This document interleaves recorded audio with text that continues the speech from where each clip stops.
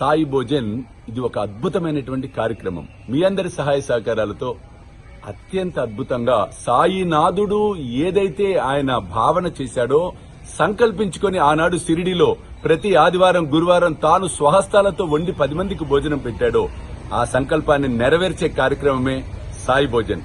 ఏ occasion అయినా అవ్వచ్చు, ఏ occasion, ఏ శుభకార్యం, ఏ కార్యమైనా దాని సందర్భంగా మీరు కూడా ఈ సాయి భోజనంలో పాలు పంచుకోండి. సాయి కృపకు పాత్రలు కండి. జై సాయినాథ్ అన్నప్పుడు ఆనందరావు పాకడే ఈ దృశ్యాన్ని ఈ విధంగా చెప్పడం జరిగింది. ఏం లేదు, రాత్రి స్వప్నంలో ఒక సముద్రం, లోతైన సముద్రం, బాగా నేను కాస్త దిగే ఉన్నాను. లోతైన స్థలంలో శ్యామ నిలబడున్నాడు. సాయిబాబా రత్న ఖచ్చిత, వజ్ర రత్న ఖచ్చిత సింహాసనం మీద కూర్చుని ఉన్నట్ట బాబా. దృశ్యం చూడండి. బాబా మహాసమాధి చెందిన తర్వాత ఈ ఘట్టం.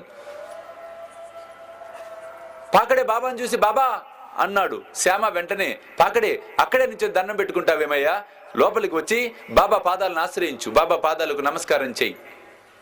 అన్నా బాబా పాదాలు నీళ్ళలో ఉన్నాయన్నా, నాకు కనిపించడంలా, నేనా వంగలేను కదా. అలాగా ఆగాగు బాబా, పాకడే నీ పాదాలు స్పర్శిస్తాట బాబా, దయచేసి పాదాలు పైకెత్తవా అన్న శ్యామ. వెంటనే బాబా పాదాలు పైకెత్తాడు. పాకడే పరిగెత్తుకుంటూ పోయి బాబా పాదాలను స్పర్శించటం అనేది జరిగింది. గొప్ప అనుభూతి, గొప్ప అనుభవం. వెంటనే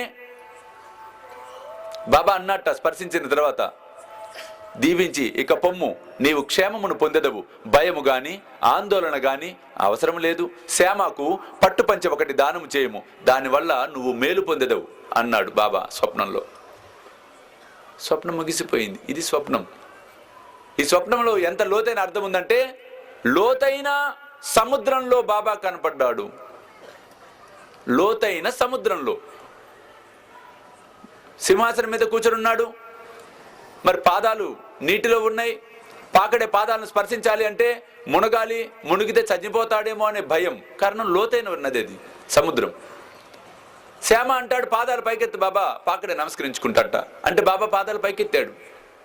అంటే దీని అర్థం, నువ్వు నా వైపు 1 అడుగు వేస్తే నేను నీ వైపు 10 అడుగులు వేస్తాను.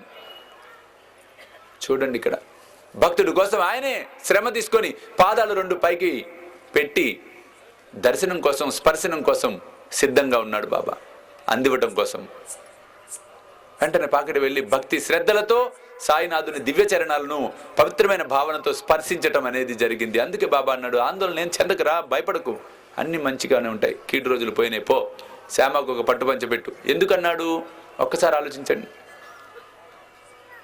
కారణం, బాబా తత్వం ఏంటంటే, నీకు ఎవరన్నా ఏదన్నా సహాయం చేస్తే వారికి కృతజ్ఞత సూచకంగా ఉండు, కృతజ్ఞత చూపించు.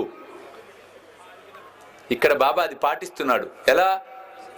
శ్యామ చెప్పటం వలన బాబా పాదాలు పైకి పెట్టాడు.